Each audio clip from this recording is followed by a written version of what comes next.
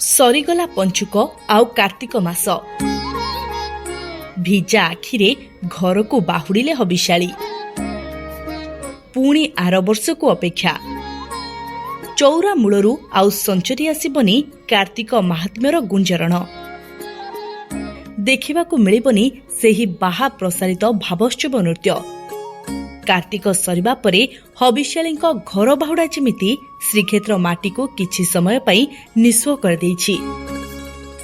हबिशाली माने गंठिली बांधी घर को बाहरुथिले सिना किंतु मनरे छाई जाइतिला उदासर कला बादल।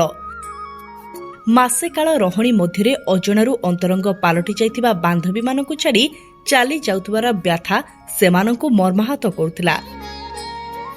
श्रीक्षेत्र माटी सतरे की माया लगाइदिला के जानी अनेक कहूथिले आउ किछि दिन ए कार्तिक गड़ी जांतानी।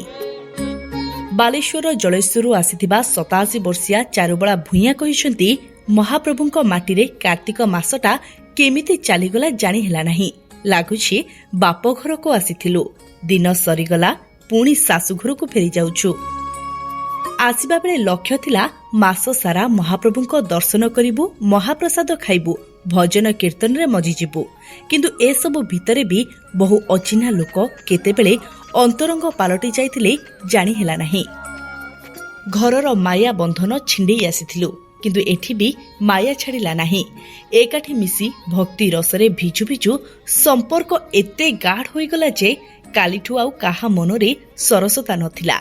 आमे एकाठी गोटिए कक्षरे 12 जण थिलु।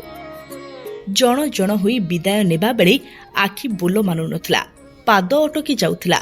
मु तो सभींक मां पालटि जाइथिली किंतु छोट पिला भली मते सभिए गेलो करी पकाउथिले।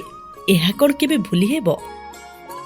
बालेश्वर मित्रपुरରୁ आसिथिबा मालती महापात्रଙ୍କ कहिबा अनुଯାयी तांकु जेतेबेले 22 वर्ष होइतिला तांको स्वामी आरपारीकु चलीगले।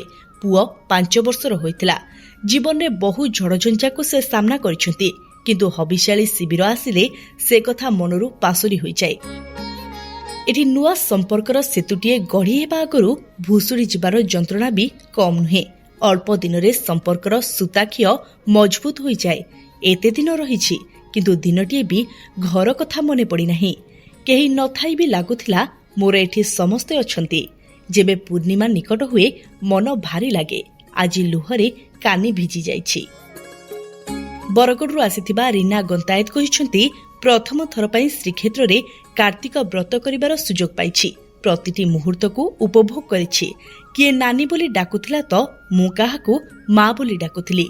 गोटिए थाली रे मिसी खाउथिलु। बाछ विचार नथिला कि भेदभाव नथिला।